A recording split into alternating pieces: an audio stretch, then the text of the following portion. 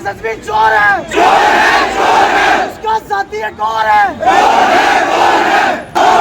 JKSSB चोर है, उसका साथी एक और है। शर्म नहीं तो डूब पड़ो, शर्म नहीं तो डूब पड़ो।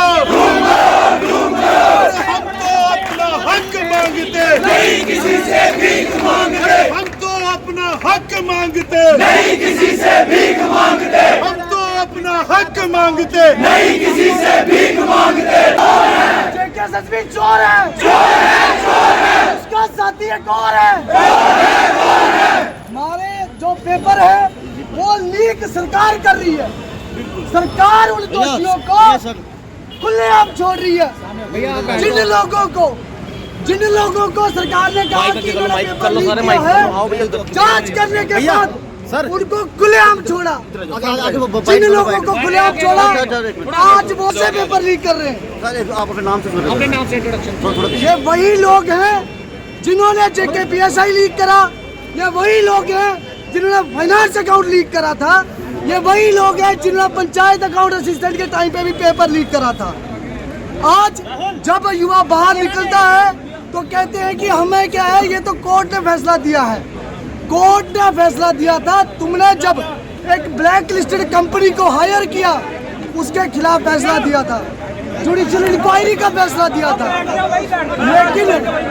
लेकिन सरकार ने अगले ही दिन स्टे ऑर्डर लिया। स्टे ऑर्डर किस पे लिया? जुडिशियल इंक्वायरी पे। फेवर किसको करा? एक ब्लैक लिस्टेड कंपनी को। ब्लैक लिस्टेड कंपनी कौन? एपटेक, जिस कंपनी का हर एक पेपर फरवरी महीने में 8 जगह पे उसके एम्प्लॉइज के ऊपर FIR काटी गई। ये जो लोग थे इसके सिटी हेड, सुपरवाइजर, ऐसे लोग शामिल थे। इससे पहले भी ये जब ब्लैक लिस्ट हुई थी जेकेएसएसबी में नहीं, ये यूपी में ब्लैक लिस्ट हुई थी। तो इसी कारण से, क्योंकि इसके अधिकारी पेपर लीक करने में शामिल थे, आज जब जेकेएसएसबी कानून इसको कहता है कि भाई आप इसको बाहर करिए और किसने इसको टेंडर दिया उसकी जांच करिए, तो हमारे LG साहब और उनकी एडमिनिस्ट्रेशन युवाओं को दबाती है और इसको पारदर्शी जो एग्जाम इस कंपनी ने कराए हैं उसकी टेक्निकल जांच कराई जाए, ताकि जो चोर हैं जिन्हें चोरियां फिर से करी हैं, फिर से मतलब जो जेकेएसपीएसआई का एग्जाम फिर से हुआ वो लीक हुआ, जेई का एग्जाम हुआ वो लीक हुआ, स्टेनो का एग्जाम हुआ उसमें धांधलियां हुई।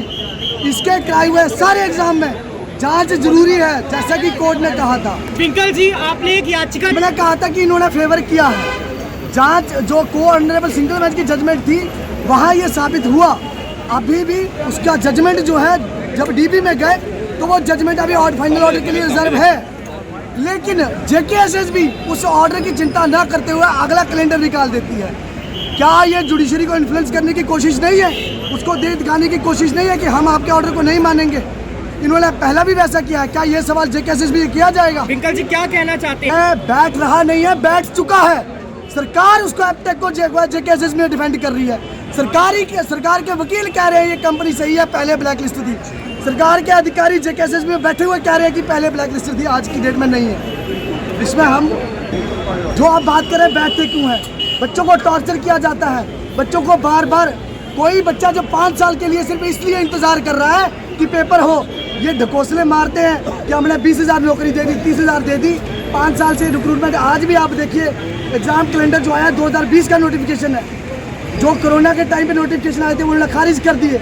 इतना अगर ये झूठ कह रहे हैं सबके सामने, हम जब परीक्षा में बैठने जाते हैं, इस बार जब हम गए थे हमने देखा एक भी कंप्यूटर में जो है एंटीवायरस नहीं था। कंप्यूटर को हम बैक एंड पे एक्सेस कर पा रहे थे, इसका सॉफ्टवेयर हैक हो सकता था। और वही केवी टीजीटी में, केवी पीजीटी में एपटेक ही पेपर करा रही थी, उसमें सॉफ्टवेयर हैक हुआ। ले में जो वहाँ पे एडिशनल एसपी है, उन्होंने प्रेस कॉन्फ्रेंस में ये कहा था कि इनका सॉफ्टवेयर हैक हुआ था। देखिए ऐसी कंपनियां फंडिंग देती हैं। इन्होंने जो पिछली मैरिज ट्रैक थी उसने एक बड़ी कंपनी को 2013-14 में फंडिंग दी थी, उन्होंने फंडिंग दी थी। उसके बाद वो जम्मू कश्मीर में उसको टेंडर भी मिलता है, और उस समय केंद्र में जो सरकार थी उसके दिशा निर्देशों पर मिला या कैसे मिला वो जांच का विषय है।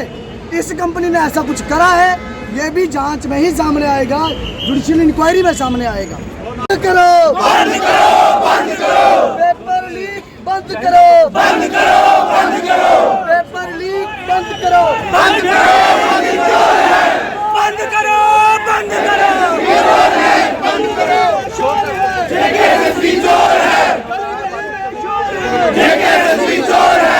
We want justice. We want justice. We want justice. We want justice. We want justice. We want justice. We want justice. We want justice. We want justice. We want justice. We want justice. We want justice. We want justice. We want justice. We want justice. We want justice.